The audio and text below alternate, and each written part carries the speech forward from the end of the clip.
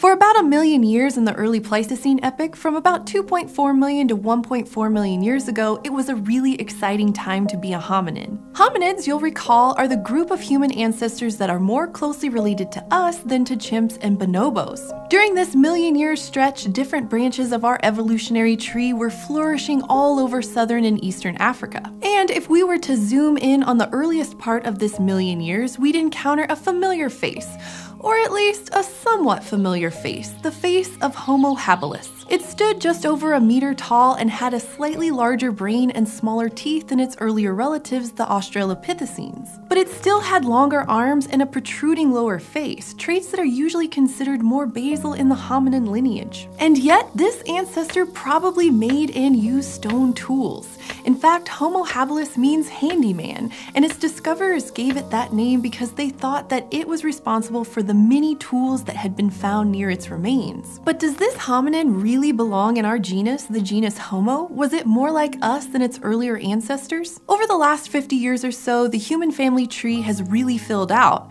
We've discovered all kinds of new fossils of our ancestors and relatives like the Australopithecines that have about the same brain size and limb proportions as Homo habilis. And this has led some researchers to question whether Homo habilis is really a member of our genus at all. As more and more fossil ancestors have been found, our genus has become more and more inclusive, incorporating more members that look less like us, Homo sapiens. And this is an important problem to think about, because there's some consensus about who belongs in our immediate human family, like us, Neanderthals, and even the ancient globe-traveling hominin Homo erectus.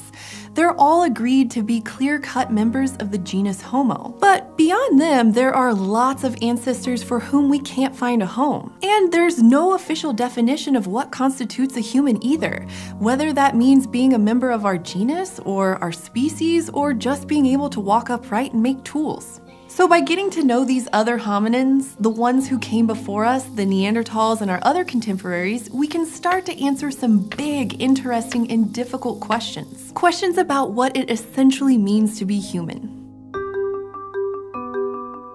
When the first fossils of Homo habilis were found by Lewis and Mary Leakey's team in the 1960s, they had a difficult choice to make. Were these the remains of Australopithecines, or were they in fact the earliest known members of our own genus Homo? Traditionally, defining who belongs in our genus has come down to which traits are considered uniquely human. And when the Leakeys were pondering Homo habilis, they used a definition of Homo from 1955, which said that to be a member of the genus, you had to have some number of features in common with the three members of Homo known at the time: Homo sapiens, Homo erectus, and the Neanderthals. The Leakeys decided that Homo habilis shared three important traits with other members of our genus. It had an upright posture, it was bipedal, and it had the manual dexterity to make tools. And sure, Homo habilis had those three things. But in the decade after Homo habilis was found, new discoveries of other human ancestors were made in the same parts of Africa, and they had those traits too. And these new finds were all various Australopithecines, which were inarguably not part of our genus. The most famous of these discoveries is the specimen known as Lucy. Unearthed at Hadar, Ethiopia in 1974, she was one of the most complete specimens of Australopithecus afarensis ever found. And she gave clear evidence of an upright posture, like having thigh bones that angled inwards towards the knee and a more human-like pelvis. Then, 4 years later, a set of fossilized footprints were found in Tanzania.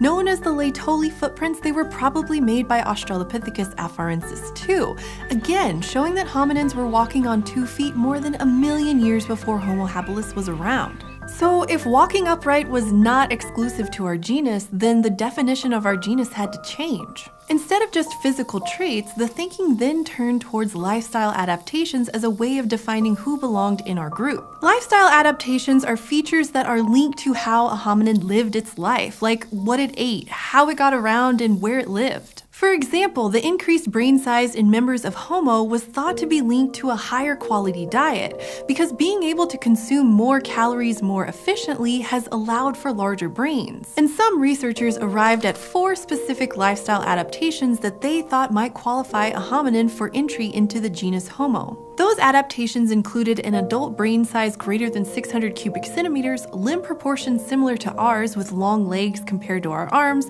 the use of language, and the manufacture and use of stone tools. But still, these things only kind of apply to Homo habilis. Because one of the most famous and complete Homo habilis skulls, a specimen known as KNMER 1813, had a cranial capacity of only 510 cc's. Meanwhile, a big male specimen of Australopithecus afarensis was found to have limb proportions like those of early members of Homo, but it lived 3.58 million years ago, way before Homo habilis appeared on the scene. And the capability for language can really only be inferred from the fossil record. It's pretty hard to tell whether Homo habilis or any ancestor that lived millions of years ago was able to speak. That just leaves stone tools, and while researchers in the 1960s were pretty convinced that Homo habilis was the maker of the stone tools at Olduvai Gorge, we now know that Australopithecines could likely make stone tools too. So let's look at our group another way. Instead of talking about who might not belong to our genus, let's consider who might. Who were those other members of our genus that lived alongside Homo habilis during that exciting million-year span in Africa?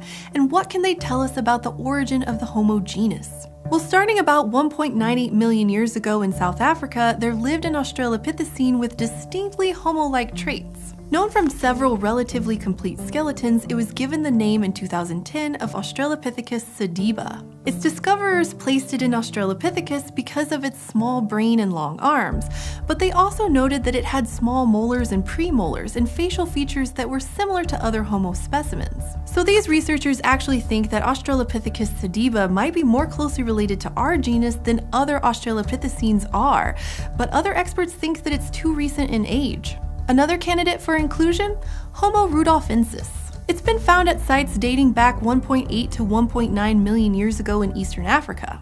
The best fossil of this species is known as KNMER 1470, and when it was discovered in 1972, it was originally classified as a large specimen of Homo habilis. However, in 1986 and again in 1992, further studies found that its bigger brain, longer face, and larger premolars and canines made it too different from Homo habilis to be a member of that species. But it was still assigned to our genus because of its big brain. At 775 cubic centimeters, it was well over the classic 600cc cutoff.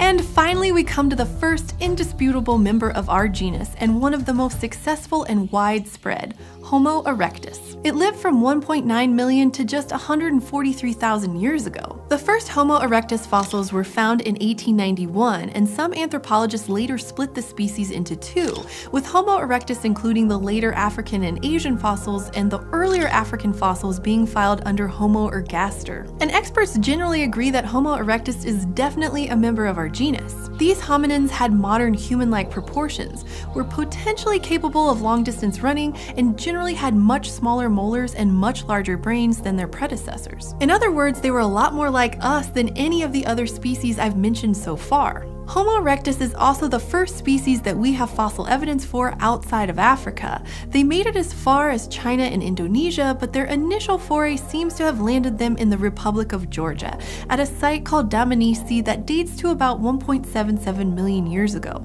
And the interesting thing about this site is that there's a lot of variation among the specimens found there. Some individuals from Dmanisi had the unmistakable brow ridge of Homo erectus, but their brains were smaller than 600 cc's, that classic cutoff for inclusion into the genus Homo. In fact, there's so much variation in the Georgian fossils that their discoverers made a case in 2013 for taking all of the other early Homo fossils, including the ones assigned to Homo habilis and Homo rudolfensis, and putting them in Homo erectus, lumping everything together as a single species. They argue that if the fossils from a single site can show as much variation as we find between species, then all of those early groups might as well be considered the same species. But of course, other experts disagree. They don't think overall cranial shape is enough to distinguish one species from another. To them, the devil is in the differing morphological details of each skull.